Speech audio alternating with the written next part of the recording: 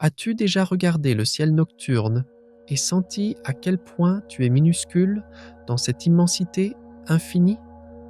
Le télescope James Webb est sur le point de changer complètement ce sentiment, car derrière ces photos magnifiques se cache un secret troublant. Tout a commencé bien plus vite et bien plus tôt que ce que nous pensions. Et si notre théorie du Big Bang était fondamentalement fausse, ces galaxies impossibles prouvent-elles que l'histoire que nous nous racontons sur notre existence est erronée?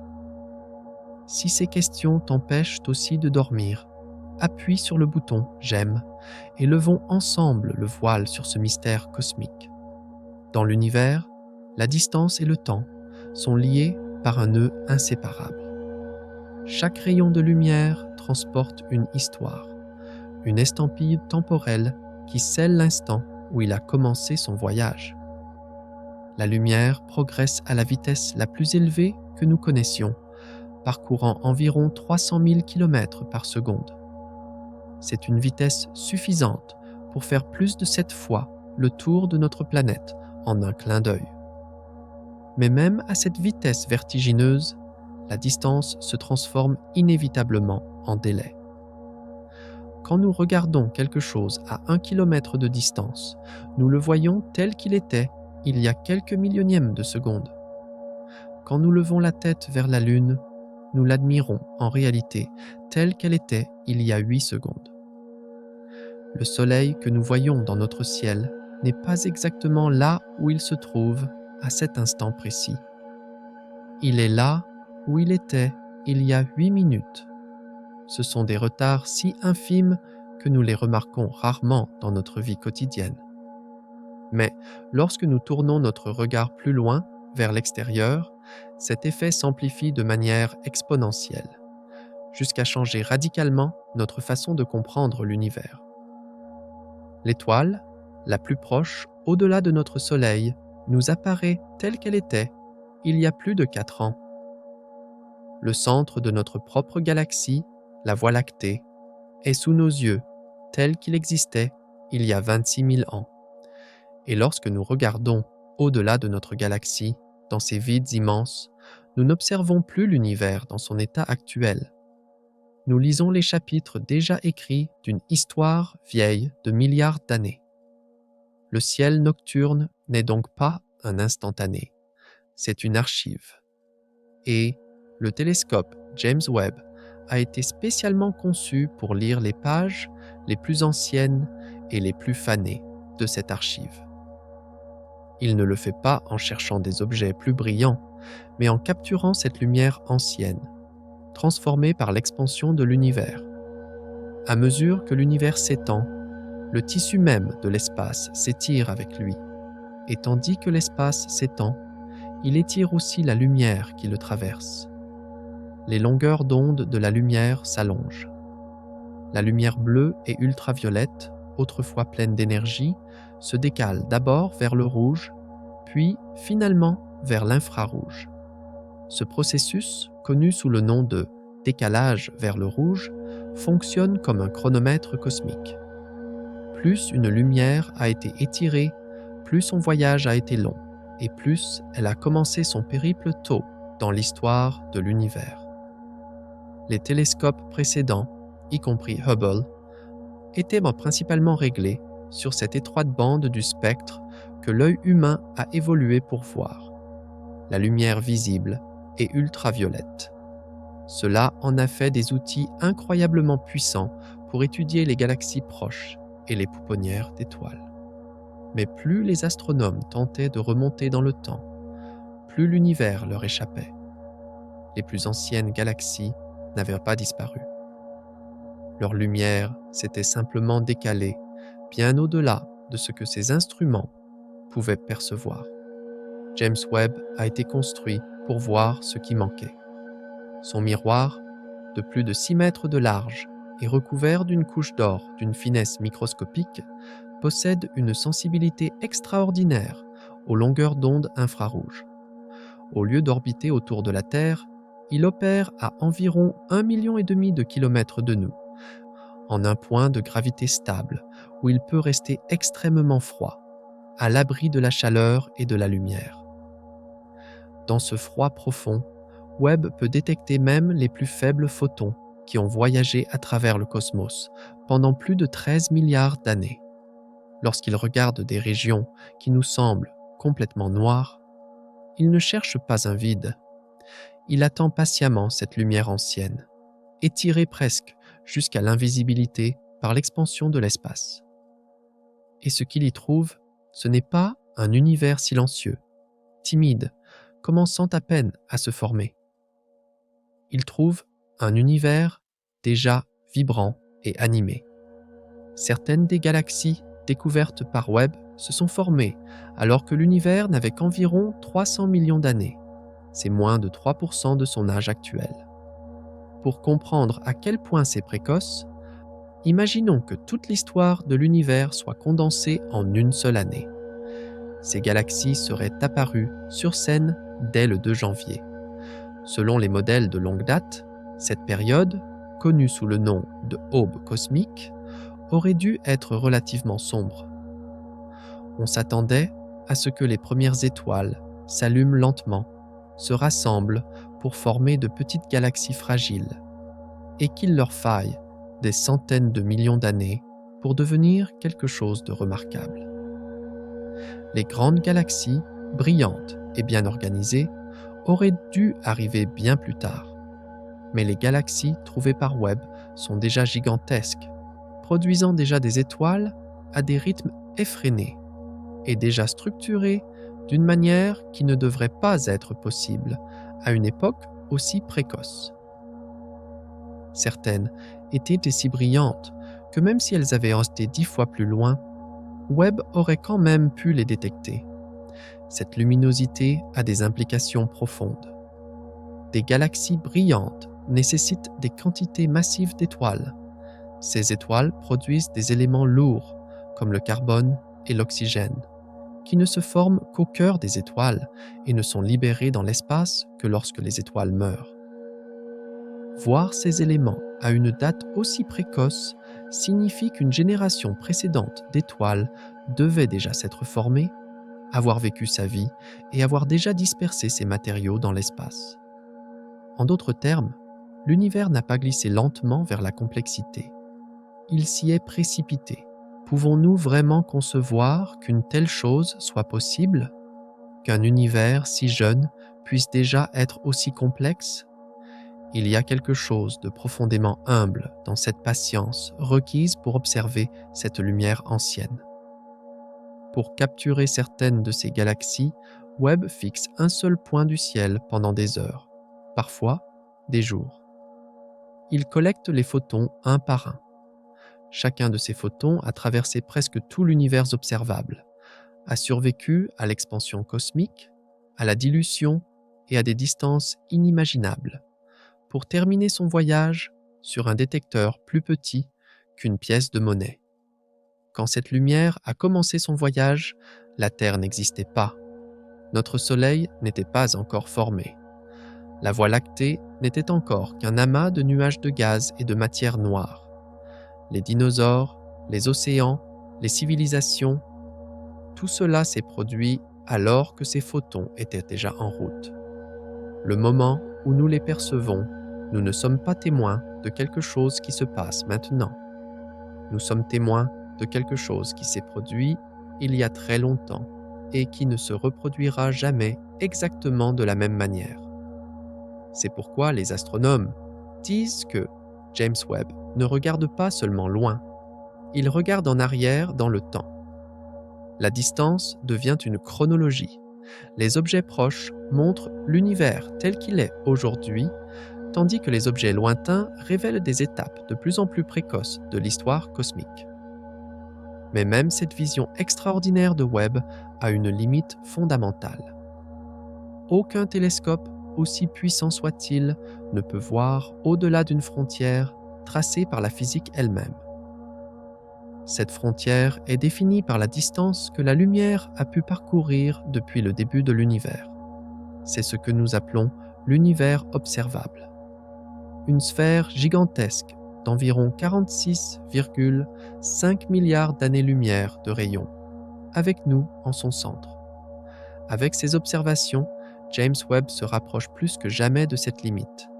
Il découvre des galaxies à des distances que l'on pensait autrefois inatteignables. Mais même Webb ne peut pas voir au-delà de cet horizon cosmique. Et c'est là que la situation devient troublante. L'espace ne s'arrête pas aux limites de ce que nous pouvons observer. Au-delà de cet horizon, il y a encore des galaxies. Des étoiles continuent de s'allumer et de mourir. Des trous noirs continuent de fusionner. Toute une histoire cosmique se déroule dans des royaumes qui nous sont à jamais cachés. Aucun signal de ces endroits ne pourra jamais atteindre la Terre. Non pas par manque de technologie, mais parce que l'espace lui-même s'étend trop rapidement.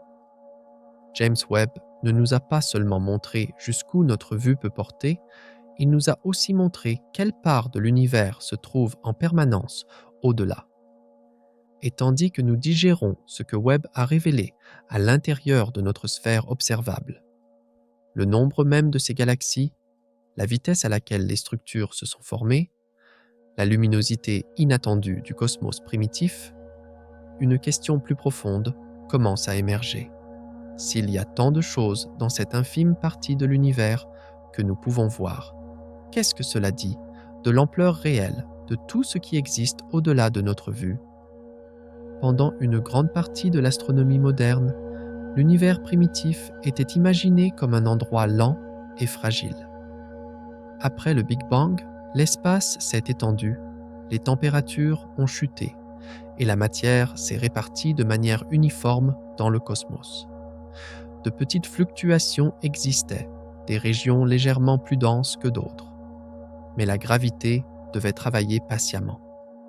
Il fallait des centaines de millions d'années pour que le gaz se refroidisse, s'agglomère et finisse par allumer les premières étoiles.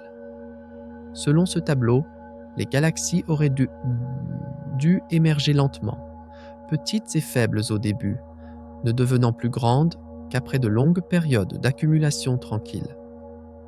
Mais ce que Webb a révélé est tout autre.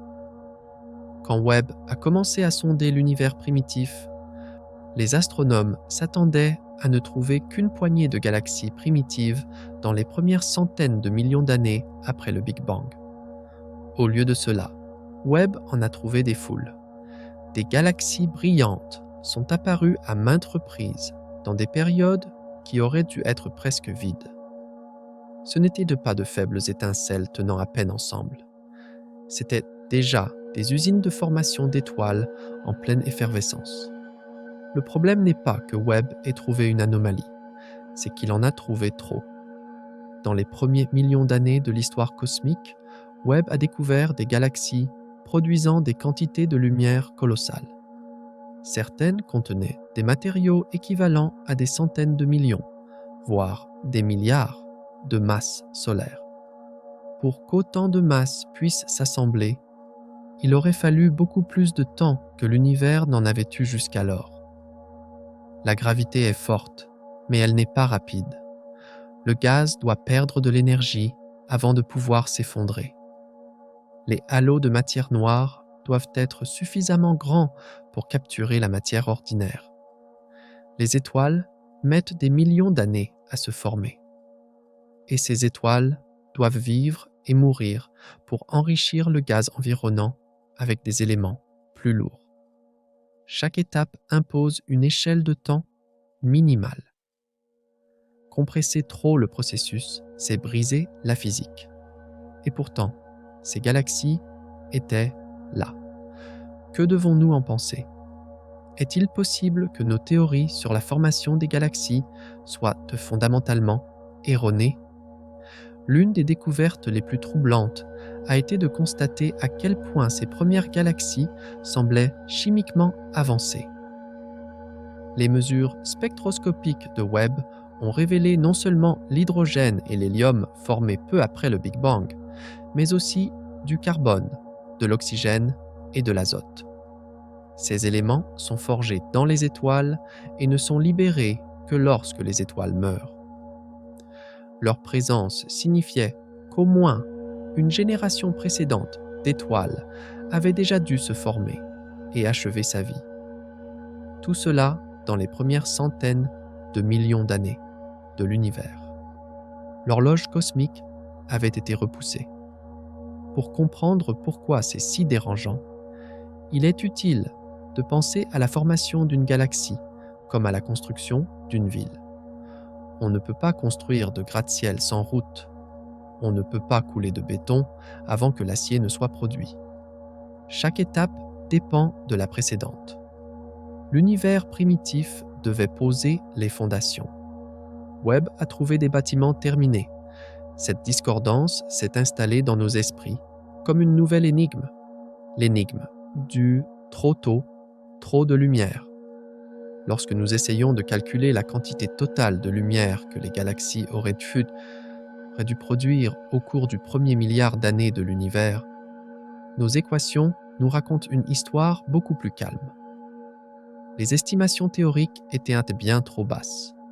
Les observations de Webb, elles, multipliaient ces estimations par 2, 5, parfois même par 10. Ce n'est pas une différence que l'on peut ignorer comme une erreur d'arrondi. Cela indique qu'il manque quelque chose de fondamental dans notre modèle, qu'il y a un chapitre non lu dans l'histoire que nous pensions comprendre sur l'univers.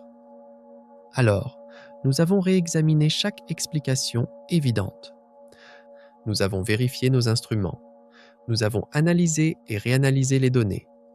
Nous nous sommes demandé si des illusions cosmiques comme la poussière ou les lentilles gravitationnelles faisaient paraître les galaxies plus brillantes qu'elles ne l'étaient. Mais à chaque fois, les chiffres ont résisté. L'enfance de l'univers n'était pas sombre. Elle était éblouissante. Peut-on imaginer ce que les scientifiques ont dû ressentir en voyant ces données pour la première fois? Des décennies de théories, soudainement remises en question par le regard d'un seul télescope. L'univers était pressé de devenir complexe. Il n'a pas attendu patiemment pour devenir intéressant. Il s'est élancé à une vitesse qui défie nos meilleures équations, et cela nous amène à une prise de conscience bouleversante. Si l'univers a pu former des galaxies, des étoiles et des trous noirs si rapidement, alors l'échelle de ce qui existe aujourd'hui, après des milliards d'années, pourrait être bien plus grande que ce que nous avions imaginé. Et cette prise de conscience devient inévitable lorsque Webb fait quelque chose d'encore plus troublant. Il commence à compter combien de galaxies il y a vraiment. Pendant une grande partie du XXe siècle, nous pensions avoir une estimation raisonnable du nombre de galaxies dans l'univers. La méthode était simple en principe. Pointer un télescope puissant vers un minuscule point sombre du ciel, compter chaque galaxie visible, puis extrapoler ce nombre pour couvrir toute la sphère observable. Lorsque le télescope spatial Hubble a réalisé ses observations les plus profondes, il a révélé près de 10 000 galaxies dans une zone pas plus grande qu'un grain de sable tenu à bout de bras. À partir de là, nous avons calculé que l'univers contenait de l'ordre de quelques centaines de milliards de galaxies. C'était un nombre vertigineux. Et il était faux. Quand James Webb a revisité ces mêmes régions du ciel, la différence a été immédiate et troublante. Là où Hubble voyait une obscurité totale entre les galaxies, Webb a découvert de faibles lueurs infrarouges. Les taches sont devenues des structures. Des endroits qui semblaient autrefois vides se sont soudainement remplis d'objets jusqu'alors invisibles. La raison n'était pas que Hubble les avait manqués par négligence ou manque de résolution. Ces galaxies se cachaient à la vue de tous. Leur lumière s'était tellement décalée vers l'infrarouge à cause de l'expansion cosmique que Hubble ne pouvait pas les voir. Webb a été spécialement construit pour percevoir cette lumière. Lors d'une observation en champ profond, Webb a examiné une région du ciel un peu plus grande que 3 pleines lunes. Pendant des centaines d'heures, il a collecté plus de 10 000 poses individuelles et les a combinées en une seule image. Le résultat était à couper le souffle. Près de 800 000 galaxies différentes remplissaient ce cadre. 800 000 galaxies dans une parcelle de ciel que la plupart d'entre nous considéreraient comme vide.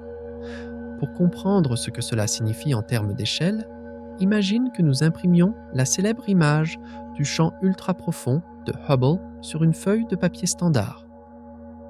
Pour afficher l'image de Webb avec le même niveau de détail, cette impression devrait mesurer plus de 4 mètres de haut et 4 mètres de large, une fresque murale de l'histoire cosmique.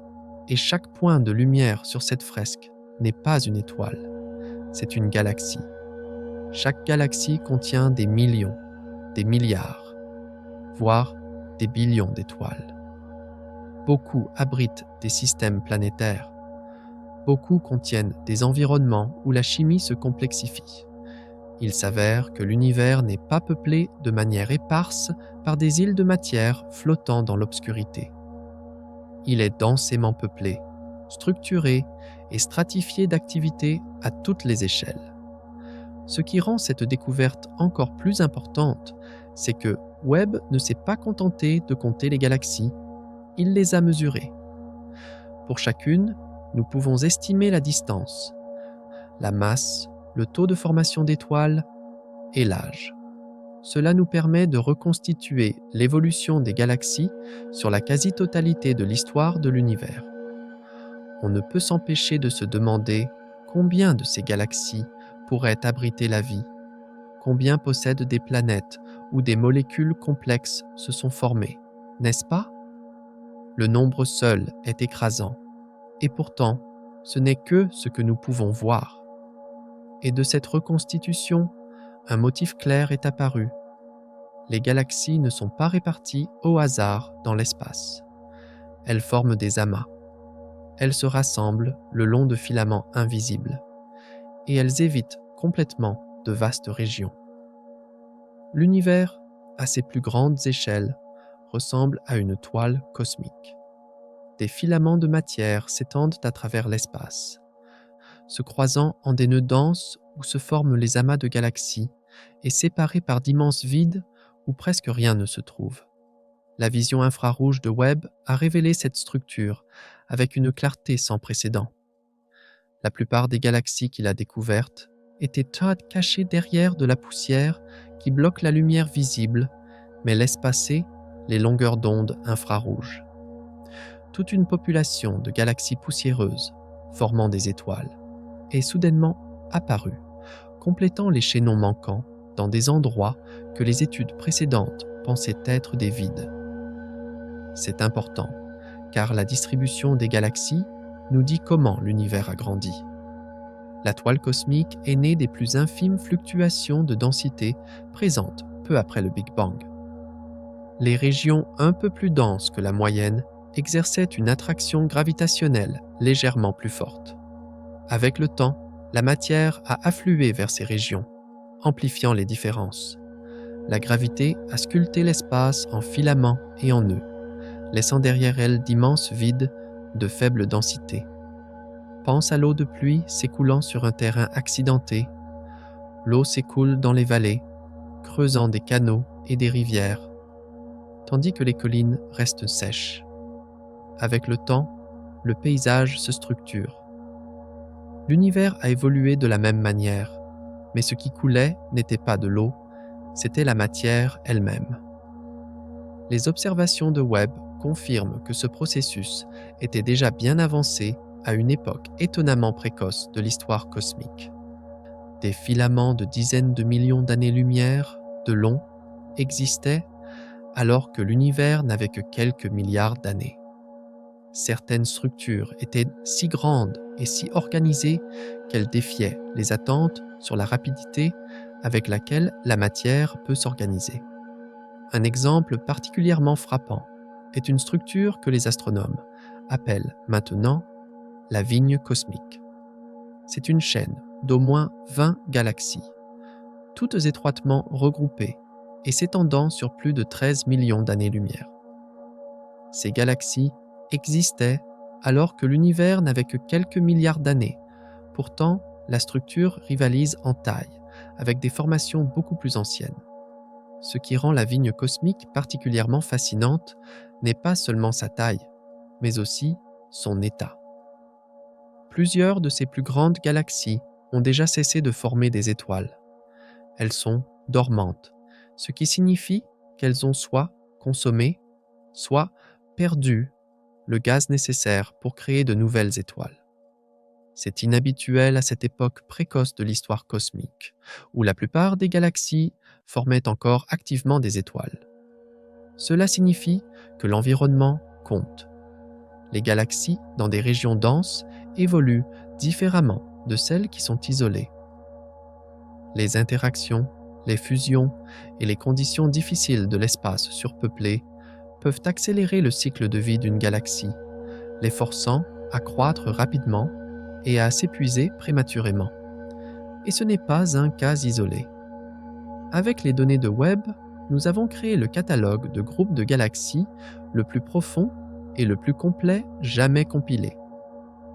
Nous avons identifié plus de 1600 groupes et protoamas s'étendant d'environ 12 milliards d'années à seulement quelques milliards d'années.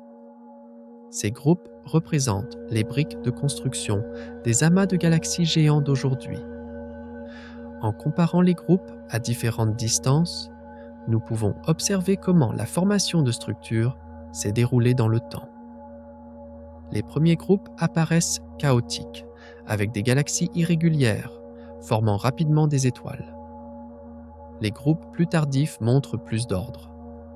Les galaxies deviennent plus lisses, la formation d'étoiles ralentit et les environnements sont dominés par la gravité et le gaz chaud.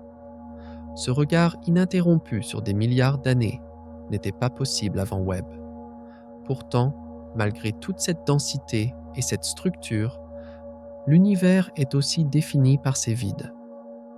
Entre les filaments de la toile cosmique se trouvent d'immenses vides, s'étendant sur des dizaines à des centaines de millions d'années-lumière qui contiennent très peu de galaxies. Ce ne sont pas de petits trous, ce sont les plus grandes structures contiguës de l'univers, en termes de volume. Si nous nous placions au centre de l'un de ces vides et regardions dans toutes les directions, nous verrions une obscurité s'étendant sur des dizaines de millions d'années-lumière avant de rencontrer la prochaine galaxie. Toutes ces régions de l'espace n'ont pas pu rassembler de matière parce que la gravité a attiré cette matière ailleurs. L'existence de ces vides renforce une vérité troublante. L'univers n'a pas distribué la matière de manière égale. Au lieu de cela, il a concentré presque tout en de minces filaments et des nœuds denses, laissant derrière lui d'immenses déserts cosmiques. C'est pourquoi Webb montre si clairement ce contraste. Dans la même image, des amas de galaxies denses apparaissent à côté de zones noires, vides, qui ne contiennent presque rien. L'univers est à la fois surpeuplé et vide, selon l'endroit où tu regardes. Et cela nous ramène aux chiffres, à ces chiffres d'une ampleur ahurissante. Si les champs profonds que Webb a observés sont représentatifs du reste de l'univers, et de multiples observations dans différentes directions suggèrent qu'ils le sont, alors le nombre total de galaxies dans l'univers observable pourrait se compter non pas en centaines de milliards, mais en billions. N'est-ce pas incroyable? Pour chaque galaxie que nous pensions exister, il pourrait y en avoir 10 autres qui se cachaient au-delà de ce que les télescopes précédents pouvaient voir. Cette révision change tout. Plus de galaxies signifie plus d'étoiles, plus de systèmes planétaires, plus de diversité chimique, plus d'opportunités pour que la complexité émerge. Et pourtant, même cette abondance à couper le souffle n'existe qu'à l'intérieur de l'univers que nous pouvons observer. Au-delà de cette limite, l'espace continue, les galaxies continuent, les structures continuent. James Webb nous a montré que même la partie de l'univers que nous pouvons voir est bien plus vaste et plus peuplée que nous ne le croyions. Et cela impose une question encore plus profonde. Si la réalité à l'intérieur de notre horizon visible est si riche, qu'est-ce que cela dit de l'ampleur de l'immensité que nous ne pourrons jamais observer? À première vue, l'univers semble simple. Le Big Bang a eu lieu il y a environ 13,8 milliards d'années. La lumière voyage à une vitesse constante. Il semblerait donc logique de supposer que les choses les plus éloignées que nous puissions voir se trouvent à environ 13,8 milliards d'années-lumière. Pendant longtemps, même nous parlions de l'univers en ces termes. Mais cette intuition s'est avérée profondément trompeuse. Le rayon de l'univers observable n'est pas de 13,8 milliards d'années-lumière. Il est d'environ 46,5 milliards d'années-lumière, ce qui porte son diamètre total à environ 93 milliards d'années-lumière. Ce n'est pas une estimation théorique, c'est un résultat mesuré, confirmé par les observations de l'expansion cosmique. La raison pour laquelle ce chiffre semble impossible est qu'il contredit notre façon instinctive de penser au mouvement. Rien ne peut se déplacer plus vite que la lumière dans le vide spatial. Cette règle est toujours valable. Mais l'univers a trouvé un moyen de la contourner, non pas en dépassant la limite de vitesse, mais en étirant la route elle-même. L'espace n'est pas statique, il est en expansion. Quand nous disons que les galaxies s'éloignent de nous, nous avons tendance à imaginer qu'elles sont projetées vers l'extérieur comme les débris d'une explosion. Cette image est fausse. Les galaxies sont, pour la plupart, immobiles par rapport à leur environnement local. Ce qui change, c'est l'espace lui-même entre elles.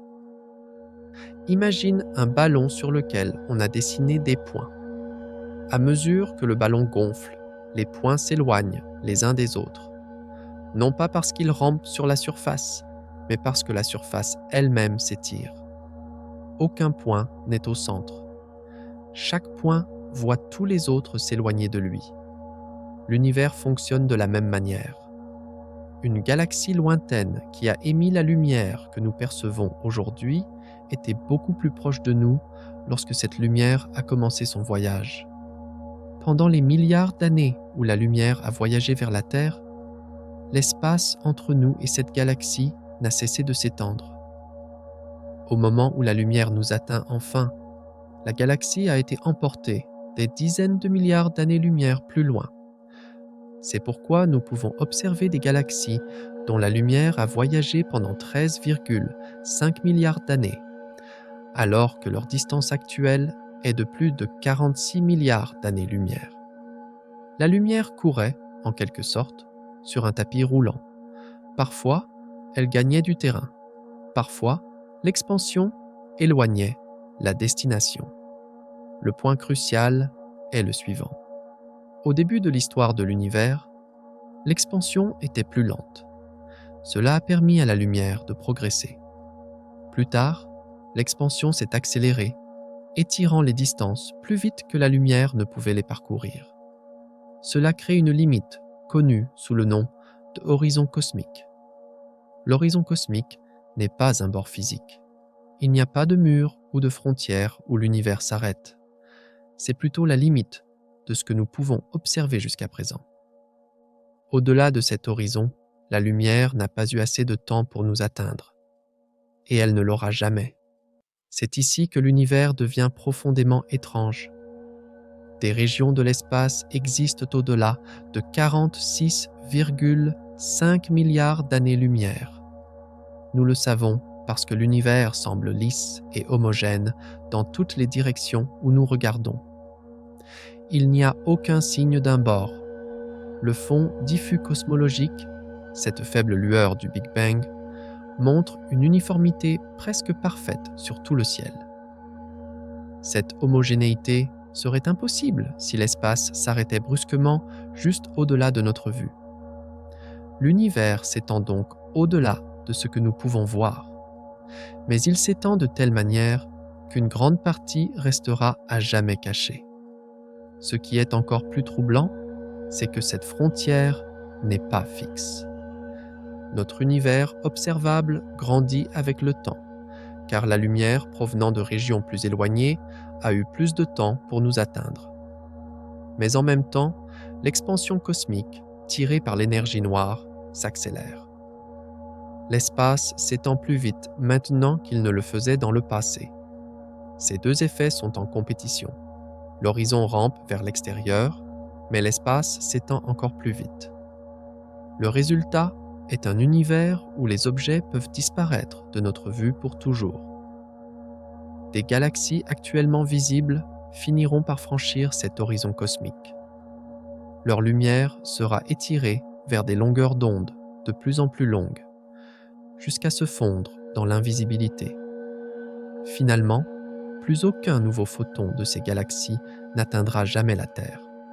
De notre point de vue, elles sembleront figées dans le temps, verrouillées à un moment précis de leur histoire, puis s'estomperont lentement. Ce n'est pas une spéculation, c'est une conséquence directe des taux d'expansion mesurés. Si le comportement actuel de l'énergie noire se poursuit, alors, dans environ 100 à 150 milliards d'années, toutes les galaxies, en dehors de notre groupe localement lié par la gravité, auront disparu au-delà de l'horizon. Les observateurs du futur verront un univers entouré d'une obscurité totale, ne contenant qu'un petit amas de galaxies proches. Peut-être ne sauront-ils jamais que quelque chose d'autre a existé. Peux-tu te l'imaginer ? Dans des billions d'années, une civilisation lointaine regardant le ciel et ne voyant qu'un vide sans écho. Ils penseraient être seuls dans l'univers. Ils ignoreraient totalement le riche patrimoine cosmique qui a existé autrefois. Tel est le pouvoir de l'expansion cosmique. Elle peut éloigner de nous non seulement les galaxies, mais aussi leurs histoires. Cette situation révèle une vérité profonde sur la perspective cosmique. L'univers observable n'est pas l'univers lui-même. C'est seulement une partie de l'univers. Une tranche que nous avons la chance de pouvoir voir depuis notre position, à ce moment précis du temps cosmique. Va dans une autre galaxie et ton univers observable changera. Différentes galaxies entreront dans ton champ de vision. D'autres disparaîtront au-delà de l'horizon. Chaque position dans l'espace définit son propre univers observable. Cette situation a des conséquences qui repoussent les limites de notre esprit. Par exemple, 2 galaxies peuvent être observables depuis la Terre, mais ne pas pouvoir s'observer l'une l'autre, parce qu'elles se trouvent sur des côtés opposés de notre horizon. La lumière de l'une nous atteint et la lumière de l'autre nous atteint aussi. Mais la lumière de l'une ne pourra jamais atteindre l'autre. De leur point de vue, la Terre elle-même pourrait être au-delà de leurs propres horizons cosmiques. Il n'y a pas de point de vue privilégié, pas de centre, pas d'endroit spécial d'où l'on pourrait voir l'univers entier. James Webb, en nous rapprochant plus que jamais de cet horizon, a gravé la conscience de cette limitation dans nos esprits.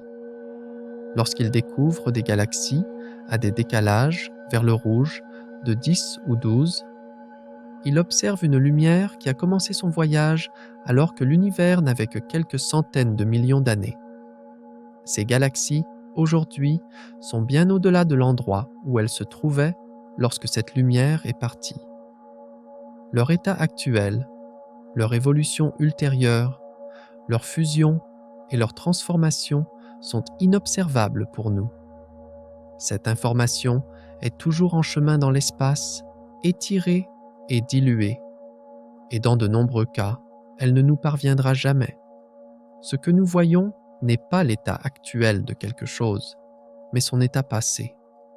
Et même cette vue est incomplète.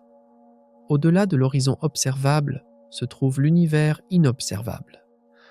Des royaumes contenant des galaxies, des amas et des structures qui pourraient être tout aussi riches et complexes que ce que nous voyons. Certains modèles suggèrent que l'univers pourrait être infini, d'autres qu'il est fini, mais inimaginablement grand. Dans les deux cas, l'univers observable n'est presque certainement qu'une infime fraction du tout. James Webb n'a pas trouvé de bord à l'univers. il nous a montré qu'il n'y a pas de bord accessible du tout. Et face à cette réalité, une autre question devient inévitable. Si une grande partie de l'univers nous est cachée par cette expansion, quelle est la force qui accélère cette expansion? Pour répondre à cela, nous devons faire face au composant le plus dominant et le plus mystérieux de la réalité. Lorsque nous avons compris pour la première fois que l'univers était en expansion, l'explication semblait simple. Le Big Bang avait mis tout en mouvement vers l'extérieur et la gravité, agissant pendant des milliards d'années, aurait dû ralentir cette expansion. L'univers pourrait s'étendre pour toujours ou finir par s'effondrer sur lui-même. Mais dans tous les cas, la force dominante qui façonnait son destin devait être la gravité. Cette hypothèse a été anéantie à la fin des années 90. En observant des supernovas de type IA lointaine, c'est-à-dire des étoiles qui explosent avec une luminosité prévisible, nous avons découvert que l'univers ne ralentissait pas du tout. Il accélérait. Les galaxies ne s'éloignaient pas seulement les unes des autres, sous l'impulsion résiduelle du Big Bang. Le tissu de l'espace s'étendait de plus en plus vite avec le temps, comme s'il était poussé par une force mystérieuse qui s'opposait à la gravité aux plus grandes échelles imaginables. Pour expliquer cette accélération, nous avons inventé un nouveau terme, l'énergie noire. L'énergie noire n'est pas quelque chose que nous pouvons voir, toucher ou détecter directement. Elle n'émet pas de lumière, n'absorbe pas de rayonnement et ne s'agglomère pas en objets comme la matière. Son existence est uniquement déduite de ses effets sur l'expansion de l'univers. Et ces effets sont écrasants. Nos mesures montrent maintenant que l'énergie noire constitue environ 68% du contenu énergétique total de l'univers. La matière ordinaire que nous connaissons, des étoiles et galaxies, aux planètes et aux humains, en constitue moins de 5%. La matière noire constitue la majeure partie du reste. L'univers que nous expérimentons est un composant minoritaire de la réalité. Ce qui rend l'énergie noire si étrange, c'est son comportement bizarre lorsque l'espace s'étend. La matière que nous connaissons se dilue à mesure que l'univers grandit. Double le volume de l'espace, la densité de matière est divisée par 2. Le rayonnement se dilue encore plus vite. Mais l'énergie noire ne suit pas cette règle. Sa densité reste constante, peu importe à quel point l'univers s'étend. Et cela crée une boucle de rétroaction implacable. À mesure que l'espace grandit, la quantité totale d'énergie noire augmente. Plus d'énergie noire déclenche une expansion plus rapide, ce qui crée plus d'espace, ce qui génère encore plus d'énergie noire. Au début de l'histoire cosmique, la matière dominait, et la gravité a façonné la formation des étoiles, des galaxies et de cette immense toile cosmique. Mais, à mesure que l'univers s'étendait et que la matière se diluait, l'énergie noire a lentement pris le dessus. Il y a environ 5 milliards d'années, le vent a tourné. L'énergie noire est devenue la force dominante sur l'expansion cosmique. James Webb ne détecte pas directement l'énergie noire, mais il en voit les conséquences partout. L'étirement de cette lumière ancienne, la taille immense de l'univers observable et la manière dont les galaxies lointaines s'éloignent les unes des autres, tout cela témoigne de la présence de cette force invisible. Sans l'énergie noire, l'univers serait radicalement plus petit et l'horizon cosmique serait beaucoup plus proche de nous qu'il ne l'est aujourd'hui. L'énergie noire détermine également l'avenir à long terme de l'univers. Si sa force reste constante, comme le suggèrent les observations actuelles, l'univers continuera à s'étendre pour toujours. Le taux d'expansion augmentera avec le temps. Les amas de galaxies resteront liés par la gravité, mais tout ce qui se trouve en dehors d'eux finira par glisser au-delà de cet horizon cosmique. Dans des billions d'années, les observateurs de notre galaxie verraient un univers solitaire, ne contenant que des étoiles proches, sans aucune preuve visible de l'immense cosmos qui les entourait autrefois. L'univers existerait toujours, mais il semblerait presque vide. Cependant, ce tableau est compliqué par un problème sérieux de la cosmologie moderne. Un problème que James Webb n'a pas résolu, mais qui l'a rendu encore plus difficile à ignorer. Lorsque nous essayons de mesurer la vitesse à laquelle l'univers s'étend aujourd'hui, nous ne trouvons pas une seule réponse. Nous en trouvons deux. Une méthode regarde en arrière vers l'univers primitif en étudiant le fond diffus cosmologique, cette faible lueur du Big Bang émise alors que l'univers n'avait que 380 000 ans. De ce rayonnement, nous déduisons un taux d'expansion d'environ 67 km par seconde par mégaparsec. L'autre méthode examine l'univers proche. Nous mesurons les distances aux galaxies en utilisant des céphéides et des supernovae de type Ia, comme borne kilométrique cosmique. Ensuite, nous comparons ces distances à la vitesse à laquelle les galaxies s'éloignent. Cette approche produit systématiquement une valeur plus élevée, environ 73 km par seconde par mégaparsec. Les deux mesures sont précises. Les deux ont été répétées de nombreuses fois. Les deux ont été testées pour les erreurs systématiques. Et elles ne concordent pas. Cette divergence, connue sous le nom de tension de Hubble, représente l'un des problèmes les plus graves et non résolus de la cosmologie. On s'attendait à ce que James Webb résolve ce problème en fournissant des mesures de distance plus précises. Au lieu de cela, Webb a confirmé le taux d'expansion plus élevé mesuré dans l'univers proche. La tension n'a pas disparu. Au contraire, elle s'est accentuée. Cela suggère qu'il manque quelque chose de fondamental dans notre compréhension de l'expansion cosmique. Peut-être que l'énergie noire n'est pas constante. Sa force a peut-être changé avec le temps. Alternativement, une nouvelle physique pourrait affecter la manière dont la lumière voyage sur d'immenses distances cosmiques. Ou l'univers primitif lui-même s'est peut-être comporté d'une manière que nos modèles actuels ne parviennent pas à saisir. Chaque possibilité comporte des implications profondes. Le taux d'expansion détermine l'âge, la taille et le destin ultime de l'univers. Si nous le comprenons mal, alors de nombreuses conclusions que nous avons tirées de décennies de recherches cosmologiques pourraient devoir être révisées. Il existe une possibilité encore plus extrême que nous ne pouvons pas encore exclure.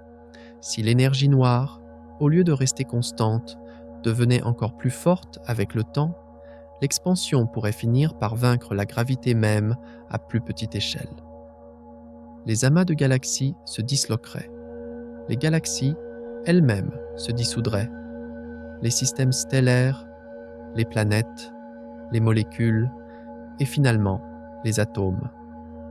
Dans un scénario hypothétique connu sous le nom de grand déchirement, tout ce qui existe pourrait être mis en pièces. Nos mesures actuelles ne favorisent pas cette issue, mais les incertitudes demeurent. Et déterminer la nature exacte de l'énergie noire reste l'une des plus grandes priorités de l'astronomie moderne. Et James Webb joue un rôle crucial dans cette énigme, en affinant les mesures de distance et en étudiant cet univers primitif où le comportement de l'expansion a été initialement établi. Mais une chose est déjà claire. L'énergie noire domine le cosmos. Elle contrôle la croissance de l'univers, cache d'immenses régions de la réalité hors de notre portée et dicte ce que les futurs observateurs pourront voir. C'est elle la raison pour laquelle l'univers observable s'étend sur 93 milliards d'années-lumière et pourquoi une grande partie de l'existence restera à jamais invisible. Et pourtant, l'énergie noire n'est qu'une partie de l'histoire. Car si elle régit la façon dont l'univers s'étend, elle n'explique pas comment la matière s'organise dans cet espace en expansion. Pour cela, nous devons nous tourner vers quelque chose d'également invisible, d'également mystérieux et d'absolument essentiel pour la structure cosmique. Si l'énergie noire contrôle la façon dont l'univers s'étend, alors la matière noire contrôle la façon dont l'univers reste uni. Sans elle, ce cosmos que James Webb a révélé n'existerait sous aucune forme reconnaissable.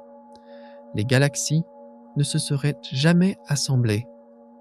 Les amas se seraient dispersés et les motifs complexes à grande échelle que nous observons sur des milliards d'années-lumière seraient restés un brouillard de matière presque homogène. La matière noire ne brille pas. Elle n'absorbe pas la lumière. Elle n'interagit d'aucune manière que nous puissions mesurer directement avec le rayonnement électromagnétique. Et pourtant, elle est 5 fois plus massive que tout ce que nous pouvons voir.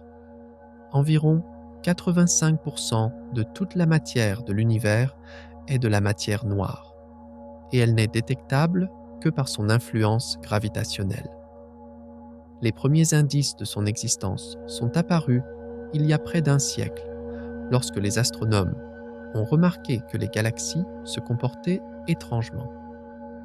Les étoiles, dans les bras extérieurs des galaxies spirales, tournaient beaucoup plus vite qu'elles n'auraient dû. D'après la seule masse visible, ces étoiles auraient dû être éjectées dans l'espace intergalactique. Au lieu de cela, elles restaient liées. Elles se comportaient comme si une quantité massive de masse invisible entourait la galaxie comme un halo. Cette masse invisible, c'était la matière noire. À mesure que les observations se sont améliorées, les preuves se sont accumulées. Les amas de galaxies présentaient le même problème à plus grande échelle. Les galaxies individuelles se déplaçaient trop vite pour être maintenues ensemble par la seule matière visible. Les lentilles gravitationnelles, la courbure de la lumière par des objets massifs, ont révélé des distorsions bien plus fortes que ce que les étoiles et le gaz pouvaient produire. La conclusion était toujours inévitable.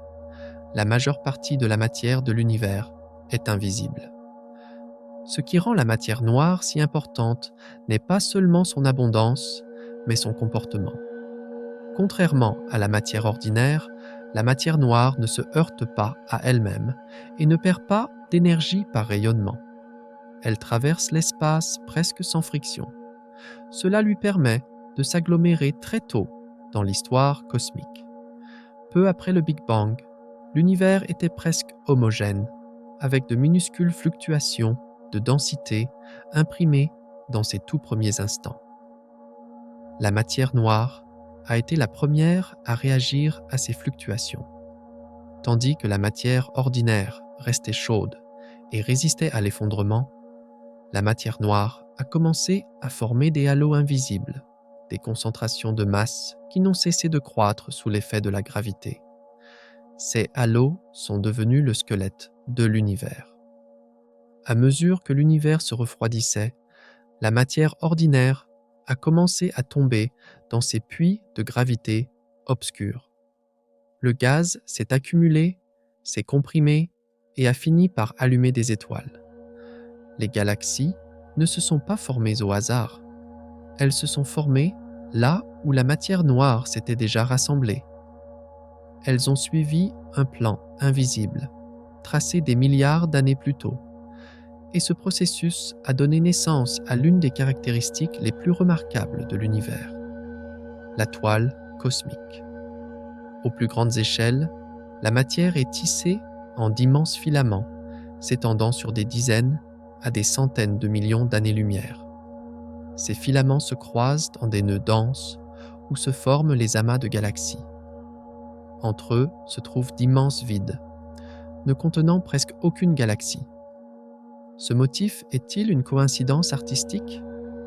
Non, c'est le résultat inévitable de l'action de la gravité sur la matière noire au fil du temps cosmique. Le regard de James Webb a mis cette structure en évidence avec une netteté plus grande que jamais. En cataloguant des centaines de milliers de galaxies et en mesurant leur position et leur distance, nous pouvons cartographier la distribution tridimensionnelle de la matière à travers l'univers. Le résultat est une vérité indubitable. L'univers que nous voyons suit un squelette invisible. Ce qui rend Webb particulièrement puissant à cet égard, c'est sa capacité à voir à travers la poussière et à détecter même les galaxies les plus faibles et les plus lointaines que les études précédentes avaient manqué. Cela comble les lacunes de la toile cosmique et révèle à quel point ces structures sont apparues tôt. Webb a montré que, même lorsque l'univers n'avait que quelques milliards d'années, les filaments étaient déjà en place et la matière s'écoulait le long d'eux, vers les amas en croissance. Cet écoulement n'est pas qu'une métaphore. Nos observations et simulations montrent que le gaz s'écoule le long des filaments de matière noire, comme un trafic sur des autoroutes cosmiques.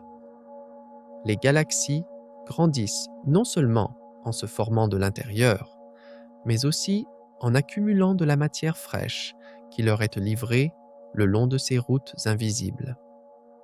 Même notre propre galaxie n'est pas seule dans cette danse cosmique. La Voie lactée se trouve sur un filament reliant des structures plus grandes. Elle dérive à travers l'espace, le long de ces chemins invisibles tracés par la matière noire. À ces échelles, le mouvement n'est pas aléatoire, il est dirigé. Pendant des décennies, ce rôle de la matière noire dans la toile cosmique était essentiellement une idée étayée par des simulations et des preuves indirectes. Mais, très récemment, nous avons réussi quelque chose de remarquable. Nous avons détecté la matière noire directement dans les filaments eux-mêmes. En utilisant la technique des lentilles gravitationnelles, nous avons étudié comment la lumière des galaxies d'arrière-plan lointaines était subtilement déformée, en passant par des régions où l'on prédisait l'existence de filaments. Les distorsions étaient faibles, presque un murmure, mais elles étaient là, persistantes. Elles étaient cohérentes. Elles ont révélé la présence d'une masse là où la matière visible seule ne pouvait pas l'expliquer. La matière noire n'était pas seulement regroupée dans des amas, elle était étalée dans le tissu de l'espace reliant l'univers.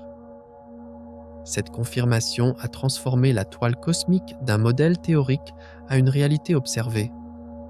L'univers n'est pas une collection lâche de galaxies s'éloignant les unes des autres. C'est un réseau interconnecté, façonné et entretenu par une matière invisible. Les nœuds de ce réseau sont les amas de galaxies, les objets les plus massifs et gravitationnellement liés de l'existence.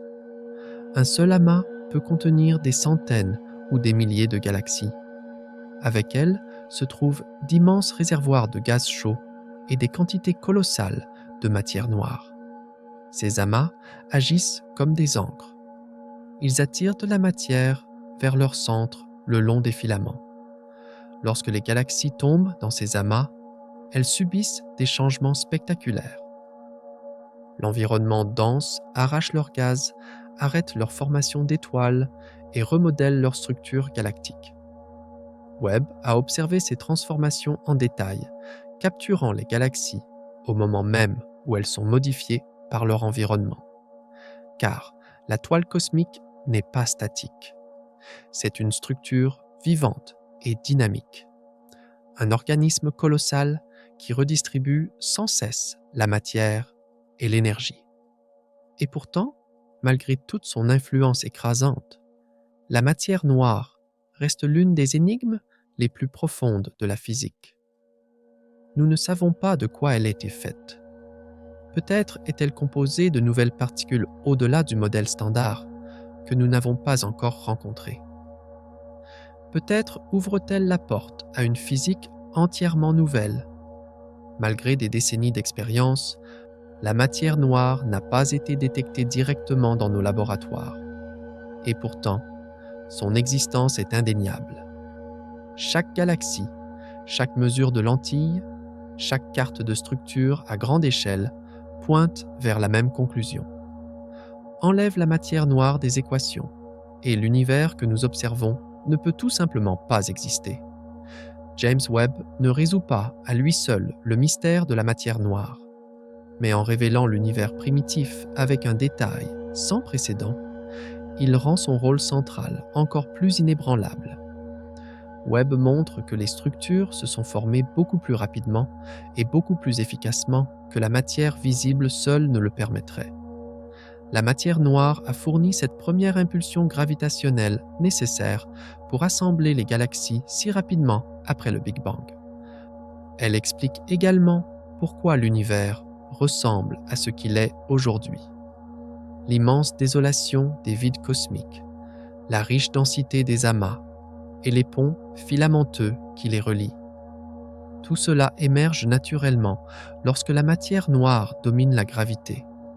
Et pourtant, même ce squelette invisible opère au sein d'un univers qui est écartelé par l'énergie noire. La matière noire construit des structures. L'énergie noire étire l'espace. L'univers existe dans une tension constante entre ces deux forces invisibles. À plus petite échelle, la gravité l'emporte.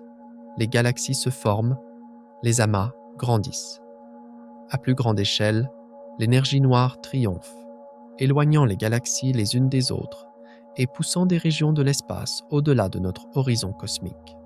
À 8 années-lumière, et le joyau le plus brillant de notre nuit, Sirius, à une distance de 8,6 années-lumière. Au total, dans une sphère de 10 années-lumière de large, on ne compte qu'une poignée d'étoiles. La plupart, à l'exception de Sirius et Procyon, sont si faibles qu'on ne peut même pas les voir sans télescope. Ce petit nombre souligne à quel point l'espace est vide. Les étoiles sont de petits îlots de feu perdus dans un océan de vide, très éloignés les uns des autres. Et entre ces îlots s'étend un néant presque absolu, quelques atomes errants ici et là, et beaucoup d'obscurité.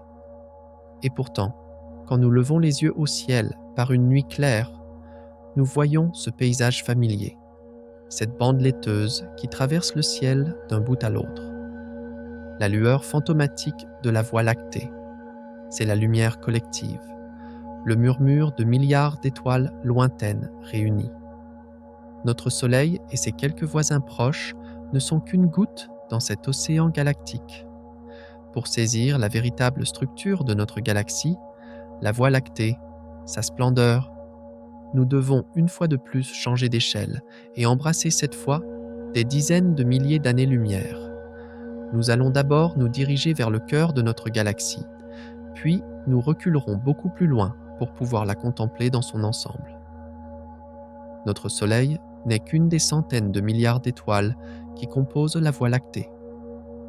Nous vivons dans une banlieue tranquille de notre galaxie, à environ 26 000 années-lumière du centre, dans un bras spiral périphérique que nous appelons le bras d'Orion. Mais si nous pouvions voyager vers le cœur de la Voie lactée, que trouverions-nous en nous approchant de ce centre mystérieux? À mesure que nous avançons vers le centre galactique, la densité d'étoiles commence à augmenter doucement. Dans notre voisinage stellaire, l'espace est relativement vide. Comme nous l'avons vu, il n'y a qu'une poignée d'étoiles dans une sphère de 10 années-lumière de rayon. Mais plus on se rapproche du centre, plus les distances moyennes entre les étoiles diminuent. À quelques milliers d'années-lumière du cœur galactique, chaque parcelle du ciel fourmille d'un nombre bien plus grand d'étoiles. Et dans les dernières centaines d'années-lumière autour du centre, nous entrons dans une région remplie de millions d'étoiles confinées dans un volume restreint. C'est le bulbe galactique. Si nous pouvions nous trouver à l'intérieur de ce bulbe central, notre ciel nocturne serait incroyablement lumineux. Il serait parsemé de tant d'étoiles, si proches et si nombreuses que la nuit prendrait presque une clarté bleutée. le centre exact de la Voie lactée, n'est pas visible en lumière visible depuis la Terre. Il est caché derrière d'épais nuages de poussière et de gaz, mais les astronomes ont réussi à l'étudier grâce aux ondes infrarouges et radio qui peuvent percer ce rideau cosmique. Et là, ils ont découvert des étoiles tournant à des vitesses vertigineuses autour d'un point apparemment vide. Ces observations ont révélé l'existence d'un trou noir supermassif caché au cœur de notre galaxie. Nous l'appelons Sagittarius A étoile. On estime sa masse à environ 4 millions de fois celle de notre Soleil. En 2022, une prouesse technologique extraordinaire nous a permis d'obtenir la première image directe de l'environnement de ce trou noir, révélant son ombre circulaire entourée d'un halo de gaz brillant, confirmant de manière spectaculaire son existence. Imaginons-nous près de Sagittarius, A étoile, au plus profond du noyau galactique. Autour de nous, les étoiles tournent à des vitesses folles, fouettées par l'immense gravité du trou noir. Certaines s'en approchent à seulement quelques dizaines d'heures-lumière et sont projetées en arrière à des vitesses atteignant une fraction significative de la vitesse de la lumière. À cette échelle proche du centre galactique, l'énergie en jeu défie notre imagination. Des radiations intenses, des champs magnétiques gigantesques et ce monstre central silencieux qui orchestre toute cette danse. Cette distance qui nous sépare du centre de la Voie lactée.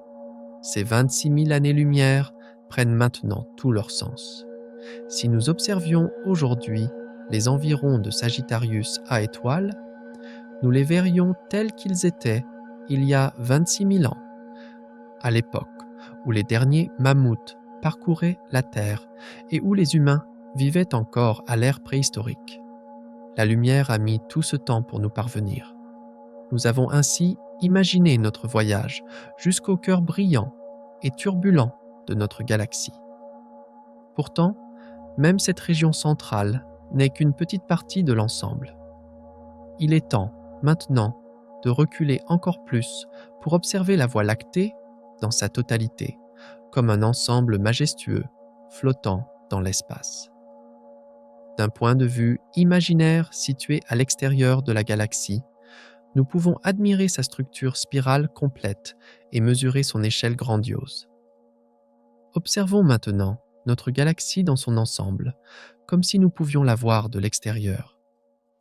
La Voie lactée apparaît comme un vaste disque spiral, un tourbillon aplati d'étoiles, de gaz et de poussière. Son diamètre est d'environ 100 000 années-lumière. Autrement dit, il faudrait 100 000 ans à un rayon de lumière pour la traverser d'un bout à l'autre. Malgré cette largeur inconcevable, notre galaxie est étonnamment fine. Son épaisseur, dans le plan du disque, n'est que de quelques milliers d'années-lumière. Notre galaxie ressemble donc à un disque lumineux, plus épais au centre et s'amincissant vers les bords, orné de bras spiraux, où se concentrent les étoiles et les nébuleuses. On estime que la Voie lactée abrite au moins 200 milliards d'étoiles, peut-être même plus. La plupart de ces étoiles sont concentrées dans le disque en rotation, tandis qu'un halo pâle d'étoiles plus anciennes et d'amas globulaires entoure la galaxie comme un fantôme. Le cœur de la Voie lactée, que nous venons d'explorer symboliquement, forme le bulbe galactique, un renflement central peuplé d'étoiles plus âgées, jaunes et rouges. De ce bulbe s'étendent plusieurs bras spiraux, comme des vagues denses de jeunes étoiles, de gaz et de poussière. Notre Soleil se situe dans une petite partie de l'un de ces bras, à environ 2/3 du rayon galactique depuis le centre. Si nous pouvions regarder la Voie lactée de loin, elle ressemblerait sans aucun doute à ces élégantes galaxies spirales que les télescopes nous montrent dans les profondeurs de l'univers, à notre grande voisine Andromède ou à la galaxie du Moulinet. Nous verrions un noyau brillant, entouré de bandes étoilées, dessinant des spirales dans l'obscurité. Depuis l'intérieur du disque, en regardant depuis la Terre, nous percevons la Voie lactée comme cette bande laiteuse qui traverse le ciel nocturne d'un bout à l'autre. Toutes les étoiles que nous distinguons individuellement à l'œil nu appartiennent à cette galaxie et nous sont relativement proches. Dans des conditions idéales, même l'étoile la plus lointaine, visible sans instrument, n'est qu'à quelques milliers d'années-lumière. Autrement dit, nous ne percevons directement qu'un minuscule voisinage de la Voie lactée. La grande majorité des étoiles de notre galaxie sont trop éloignées pour être distinguées individuellement. Leurs lumières se confondent dans la lueur collective du disque galactique. Penser que notre Soleil n'est qu'un minuscule point dans cette structure gigantesque est vertigineux. Si nous comparions la Voie lactée à un immense océan d'étoiles, notre système solaire serait un seul grain de sable. Et pourtant, la gravité lie chacun de ces grains ensemble et les fait tourner collectivement autour d'un centre commun. Il faut environ 200 millions d'années au Soleil pour faire un tour complet autour de ce centre. Depuis sa naissance, il n'a fait qu'une vingtaine de tours autour de la galaxie. Aussi immense soit-elle, la Voie lactée n'est pas seule dans le cosmos. Elle a aussi des galaxies voisines et fait partie d'un petit groupe de galaxies liées par la gravité. Pour passer à l'échelle suivante, nous devons maintenant sortir encore plus loin pour englober non plus une, mais plusieurs galaxies, pour découvrir notre voisinage immédiat, cette famille cosmique que les astronomes appellent le groupe local. Notre galaxie, la Voie lactée, n'est pas seule dans l'univers proche. Nous faisons partie d'un petit ensemble de galaxies liées par la gravité, le groupe local. Ce groupe contient au total une cinquantaine de galaxies, pour la plupart de petites galaxies naines. Il est bouleversant de penser qu'il y a à peine un siècle, nous ne connaissions même pas l'existence d'autres galaxies. Mais en 1924, Edwin Hubble a prouvé que la nébuleuse d'Andromède était en fait une île d'étoiles à part entière, une galaxie située bien au-delà de la nôtre. Les membres dominants du groupe local sont trois grandes spirales. Notre galaxie, la Voie lactée, la galaxie d'Andromède et, à une échelle plus modeste, la galaxie du Triangle. Située à environ 2,5 millions d'années-lumière, la galaxie d'Andromède est la plus grande du groupe, un peu plus massive et brillante que la nôtre, abritant peut-être 1 billion d'étoiles. C'est la plus proche grande galaxie spirale de nous, et, heureusement, elle nous fait presque face, ce qui nous permet d'admirer sa structure spirale élégante avec un bon télescope. Andromède et la Voie lactée sont assez proches pour se sentir gravitationnellement. Elles se dirigent l'une vers l'autre à une vitesse d'environ 110 km par seconde. Dans environ 4 milliards d'années, ces deux géantes cosmiques entreront en collision et fusionneront pour former une seule galaxie elliptique, plus grande. Ce sera un événement magnifique à l'échelle cosmique, bien que extrêmement lent à l'échelle humaine, s'étalant sur des milliards d'années. Le troisième membre majeur du groupe local est la galaxie du Triangle, plus petite et plus pâle avec ses 50 milliards d'étoiles, située à 3 millions d'années-lumière.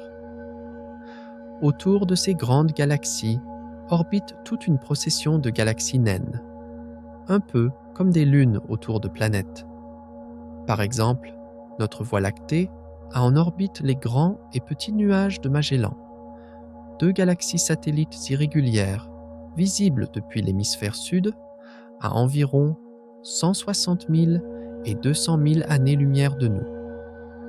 Andromède a aussi ses propres satellites, M32, M110 et d'autres. Le groupe local s'étend sur une zone d'environ 10 millions d'années-lumière de diamètre. C'est notre voisinage cosmique en termes de galaxies. À l'intérieur de ce volume, la Voie lactée et Andromède dominent gravitationnellement et déterminent en grande partie le mouvement des autres membres. Mais en dehors de ce groupe, l'influence gravitationnelle d'autres ensembles de galaxies entre en jeu, car le groupe local lui-même n'est qu'une petite partie d'une structure encore plus grande. Non loin de nous se trouve un amas de galaxies beaucoup plus important, l'amas de la Vierge.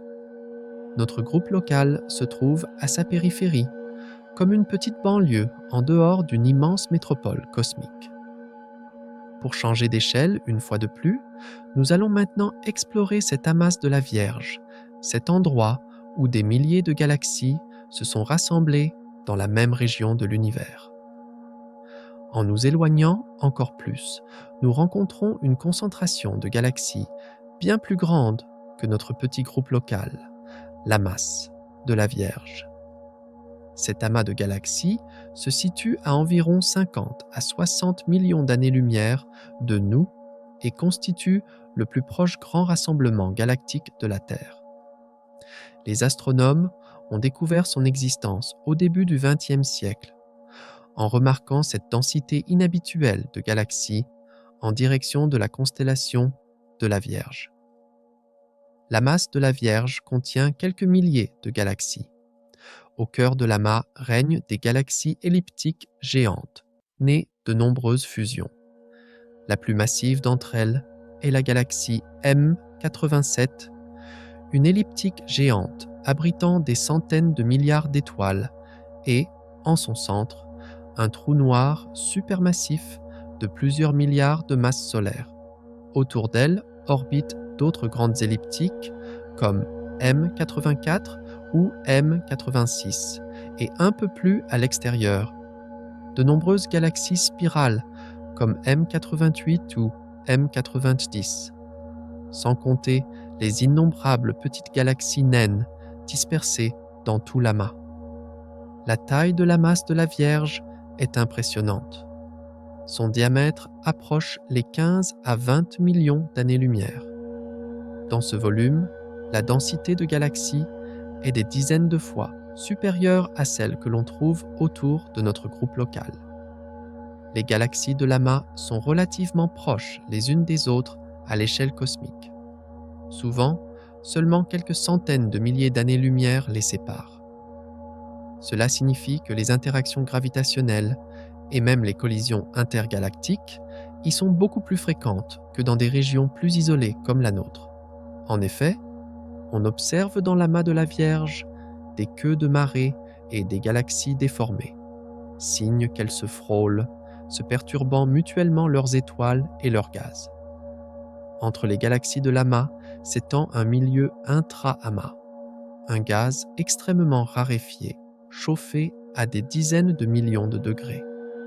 Ce gaz, détecté par les télescopes à rayons X, témoigne de la profondeur du puits de gravité de l'amas, qui maintient la matière ensemble. Toute la structure de l'amas de la Vierge est maintenue par la gravité collective de ces galaxies et par une grande quantité de matière noire invisible. Vu depuis une galaxie à l'intérieur de l'amas de la Vierge, le ciel nocturne serait rempli de lueurs diffuses. De nombreuses galaxies seraient invisibles à l'œil nu comme des taches floues, plus brillantes que n'importe quelle nébuleuse que nous observons depuis la Terre. L'amas apparaîtrait comme un véritable archipel d'îles, un microcosme grouillant de galaxies de toutes formes. Notre groupe local se situe à la périphérie de l'amas de la Vierge, dans sa lointaine bordure. Bien que nous ne fassions pas partie de son centre, nous sommes attirés par sa masse énorme. Tout comme les autres groupes voisins, l'amas de la Vierge domine gravitationnellement cette région de notre univers. Mais l'histoire ne s'arrête pas là. L'amas lui-même n'est qu'un élément d'une structure encore plus grande. Un superamas de galaxies qui englobe l'amas de la Vierge et de nombreux autres petits groupes et amas.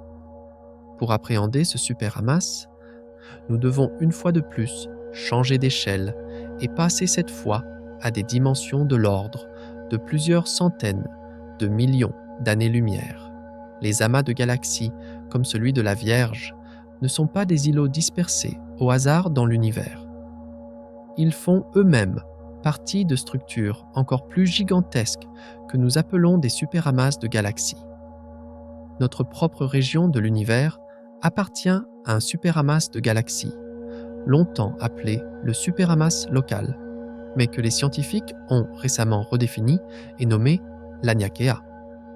Quel nom approprié pour cette structure gigantesque? L'Aniakea signifie « cieux immenses » en langue hawaïenne. Le superamas Laniakea rassemble l'amas de la Vierge et d'autres amas et groupes de galaxies voisins, formant un ensemble dont le diamètre atteint environ 500 millions d'années-lumière. On estime que l'Aniakea contient au moins 100 000 galaxies.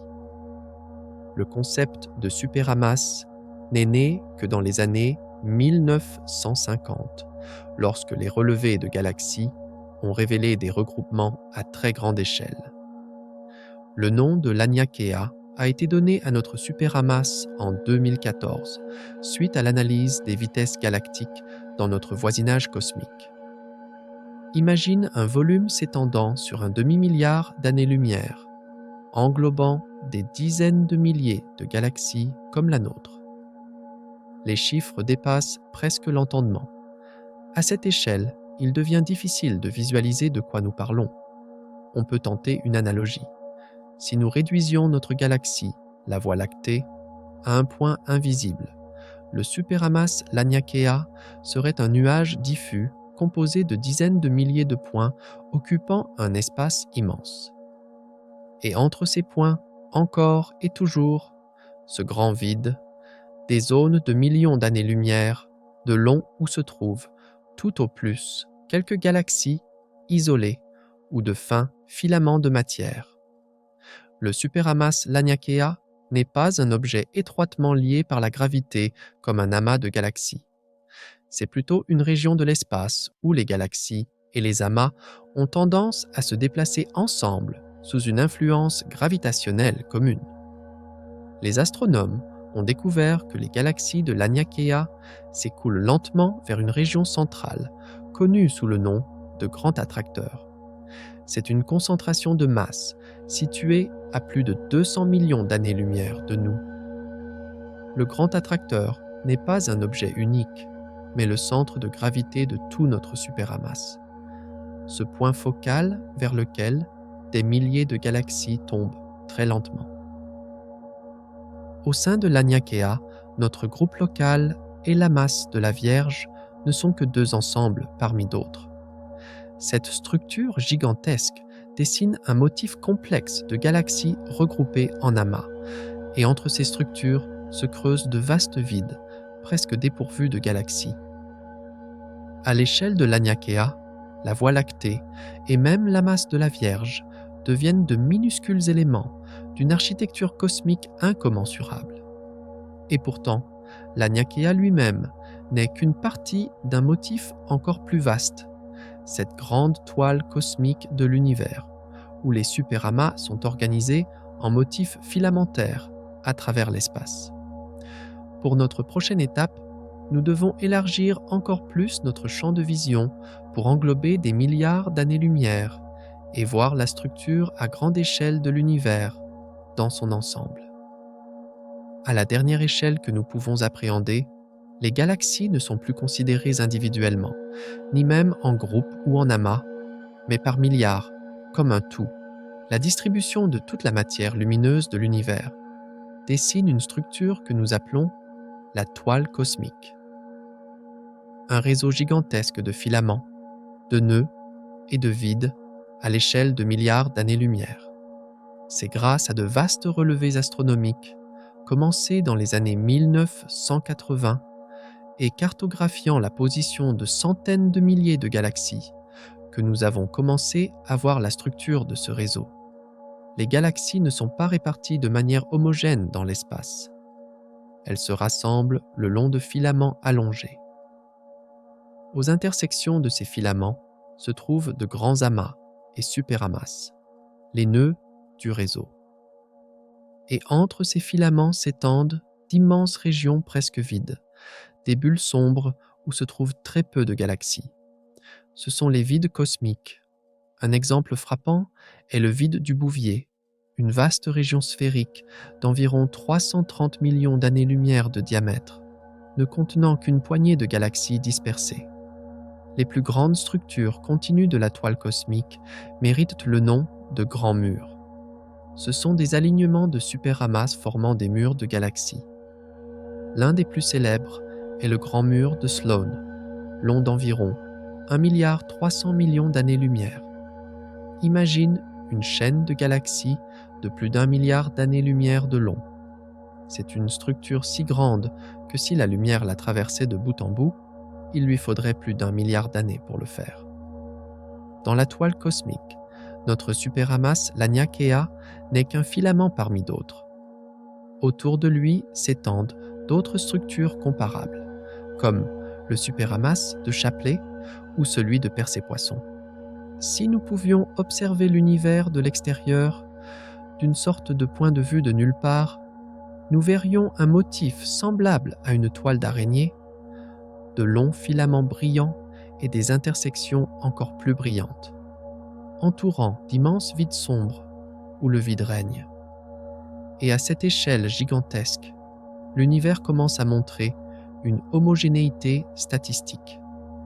Les filaments et les vides se répètent, et si nous faisions la moyenne de la densité de matière sur une échelle de quelques centaines de millions d'années-lumière, nous trouverions à peu près la même densité partout. Autrement dit, la toile cosmique est la dernière structure discernable avant que l'univers, considéré dans son ensemble, n'apparaisse uniforme. Nous avons maintenant atteint l'échelle la plus vaste que nous puissions imaginer concrètement. La structure à grande échelle de l'univers, observable.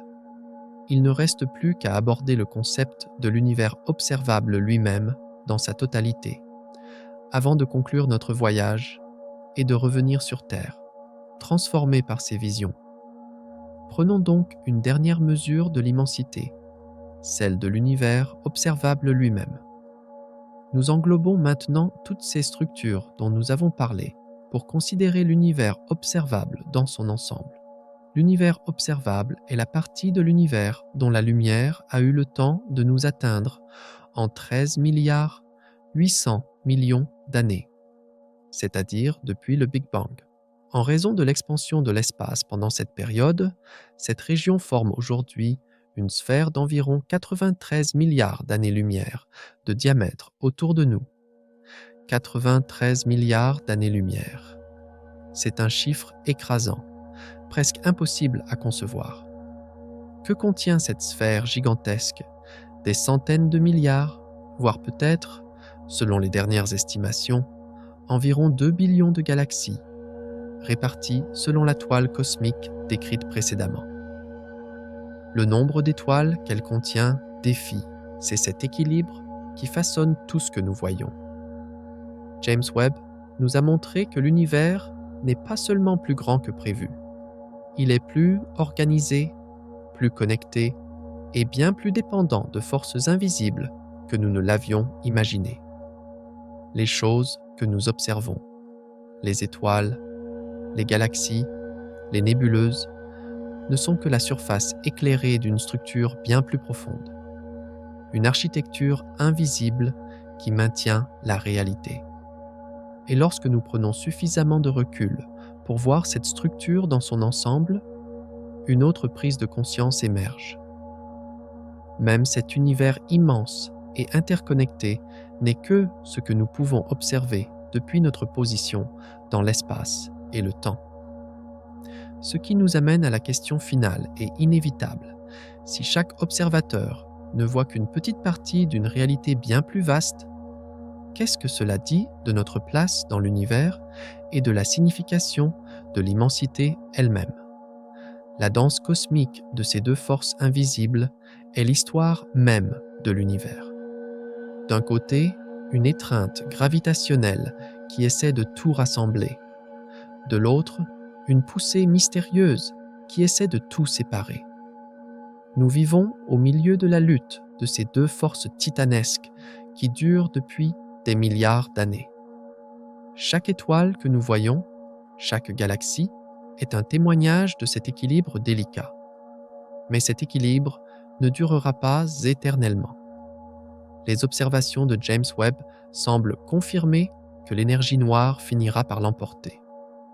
L'avenir est un avenir de solitude.